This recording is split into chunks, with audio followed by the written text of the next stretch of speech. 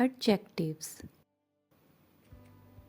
An adjective describes or gives more information about a noun or pronoun. Adjectives tell about the quality, quantity, number, or order of the noun that it describes. An adjective of quality. An adjective of quality tells us about a noun or pronoun and answer the question what kind of. For example, the hungry fox chased a cat. Here, hungry answered the question what kind of fox. An adjective of quantity. It tells us about a noun or a pronoun and answers the question how much. Adjective of quantity mostly describe uncountable nouns. Example, there is some milk in the mug. Here, some tell us the quantity of the noun milk. An adjective of number. It tells us about a noun or a pronoun and answer the question how many. It describes countable nouns. Example, pick up one magazine from the rack. Here, one tells us the exact number of the magazine.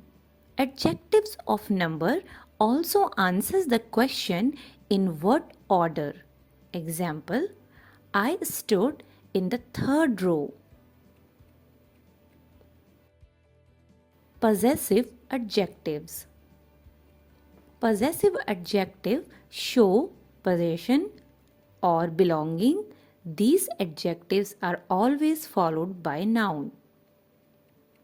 Example, your umbrella is in my bag.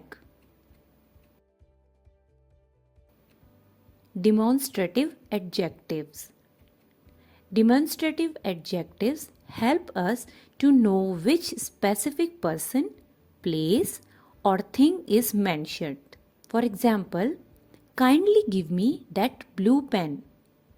Those birds are very pretty. Degrees of comparison. Some adjectives show a comparison between nouns. The degrees of comparison are of three types. First, positive, second, comparative, and third, superlative. If you want to point out to what degree a person is clever, you will say, when we talk about one person, we use the positive degree. For example, Betty is a clever girl. When we compare two people or things, we use the comparative degree. Example, Betty is cleverer than her friend.